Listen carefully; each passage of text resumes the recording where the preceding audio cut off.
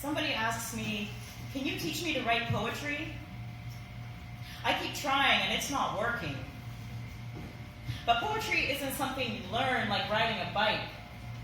Poetry is something that happens to you, like a sneeze, like a pregnancy. Poetry slithers into the lonely hours, reaches out its bony hand and asks you to trust in your next breath. Poetry hits you like too much LSD, makes the world into kaleidoscopes of meaning, and you are never the same person once it's done. Poetry crawls into your fingers ripe with revelations, begging you to be honest, and if you heed the call, the truth spills like a river of wine that makes you more and more sober with every sip. Poetry does not try, and you do not try to write poetry. It's something you surrender to, like the jackhammer next door to your condo, like the person next to you on the plane eating too loudly, like the dreams you have about your ex where you're happy together again. Poetry scrapes the memories from your eyes and helps you look at your own reflection. It captures the horror films in your head so you can stop recreating them in real life. Poetry dances onto the red carpet with a sequin dress and strips it off to show not skin, but bones, muscles, tissues full of shrapnel. Poetry bleeds and bleeds and bleeds until the lining of your heart sheds, preparing to bear new hopes, unobstructed by fear and grief. Poetry murders the people who wronged you, and no one comes to accuse you of a crime. Poetry doesn't care if it's pretty, but when it feels welcomed, it takes off its satin robes and shows you a thing or two about beauty. Poetry doesn't care if it's welcomed, but when it doesn't have to dress up in addictions for you to listen, its voice flows like honey in the sun, and it thanks you for your hospitality by making you cry and cry and cry until your tears spill shipwrecked promises and abandoned dreams, until the things that led you to the ledge soften their gaze and your traumas trust you enough to touch them. Poetry loves it when you tell it that you have nowhere else to go. It waits for you to be abandoned, broken, alone, to stop seeking salvation everywhere else because it knows that you will not run away. Poetry is not something you choose to do. It is something that chooses you because it knows you will die without it. It is a shelter for those of us who have never felt at home anywhere else. And sometimes, you'll hate that it chose you. You'll wish that you'd been chosen by a person instead, that you didn't always have to crawl back to your words full of filth and blood and come and beg art to make you whole again. Poetry forgives you for hating it sometimes, and it laughs when you say you're going to focus on something else. Poetry does not get along with the people you date. It keeps shining its light on all their betrayals. And when you are deep inside someone who hurts you again and again and again, poetry is the friend who helps you pack your life into boxes.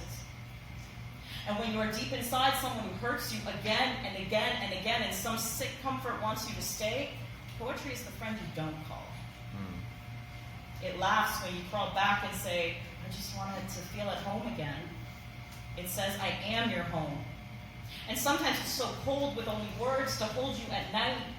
But when you look back at what you've escaped, how you keep searching for your mother, for your father, in the eyes of strangers who don't know how to hold all your galaxies, poetry doesn't expect an apology.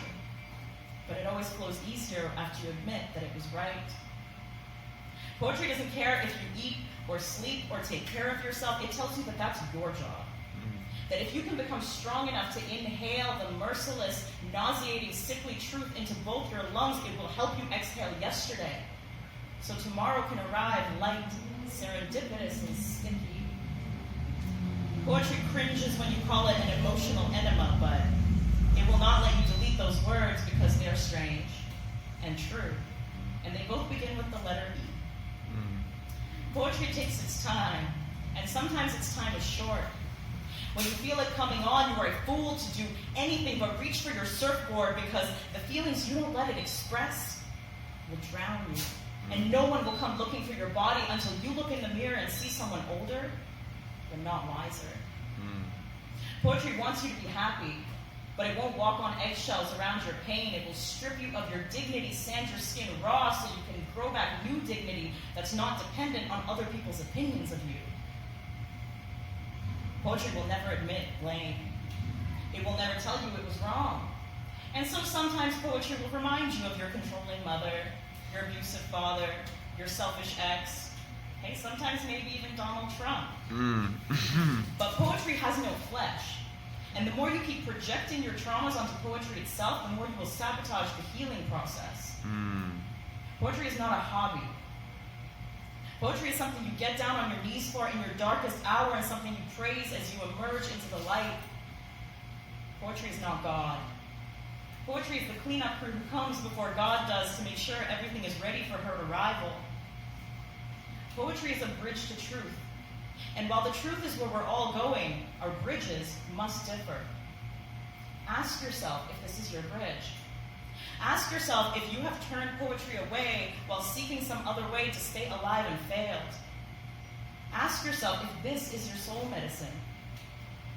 And if you feel my words in the space between your eyes and your solar plexus and your tailbone, that's poetry awakening inside of you.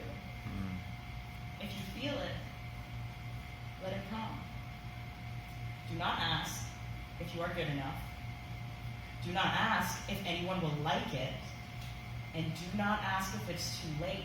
These are the wrong questions. Ask how you can allow it. Ask how you can welcome it. Let poetry bring you the truth on a bloody silver platter, and whatever you do not look away. Whoa!